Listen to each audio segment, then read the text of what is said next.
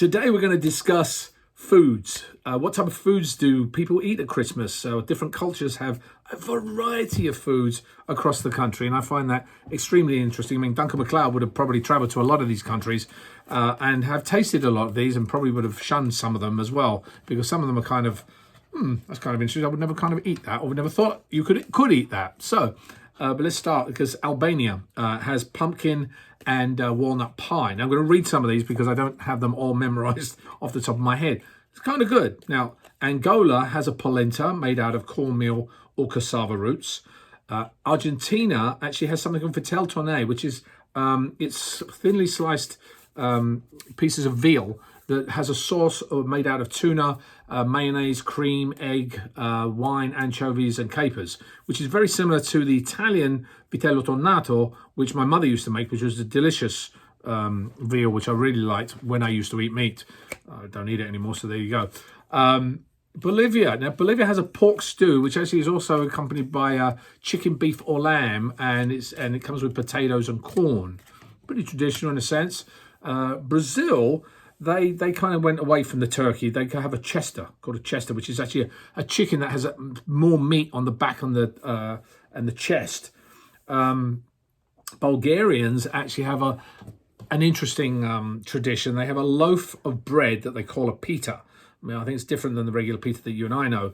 And inside that is a coin hidden inside the bread, and then that bread is divided amongst the family members. And the person that actually gets that coin is said to have prosperity and luck in the new year.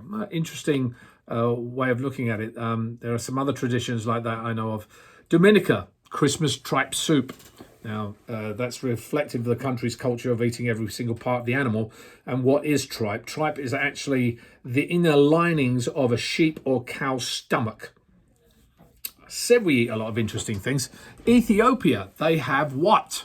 Now, what is a thick meat? It's a thick spicy stew with vegetables, and it's served actually with flatbread.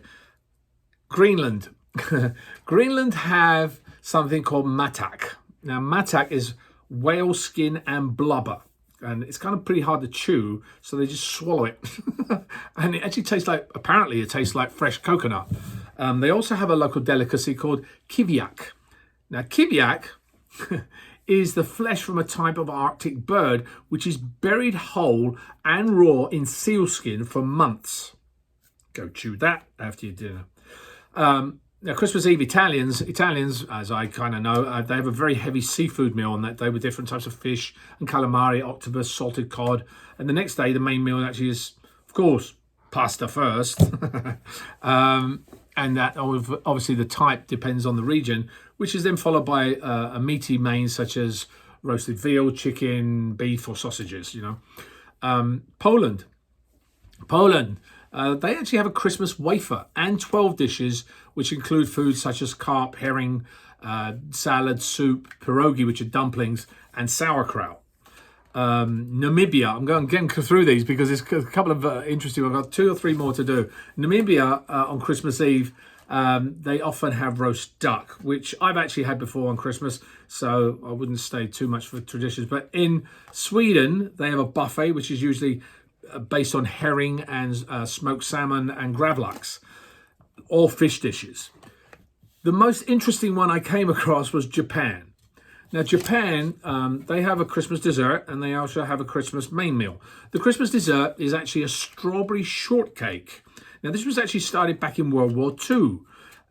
Some say it became very popular because the strawberry shortcake had strawberries, which were red, and the frosting, which was white, which is a symbolic of the Japanese flag. So that's become very symbolic for the Japanese. Now, what they eat for main dish is something I would never have thought of. And back in the 1970s, the owner of Kentucky Fried Chicken decided to run a promotion. Came up with a clever idea of creating a promotion. And it was such a hit that today's KFC Christmas meals also include cornbread, bouillabaisse, and cake and champagne. And most residents of Japan actually have to place their orders weeks in advance to secure their KFC Christmas dinner. I could send them a few from here, I don't know, but anyway. there it is. This was a long one today. I hope you enjoyed that one, because I think we all celebrate Christmas in a different way, and we eat so many variety of things based on our culture and and the area that we actually live in. So, Merry Christmas. I'll see you soon.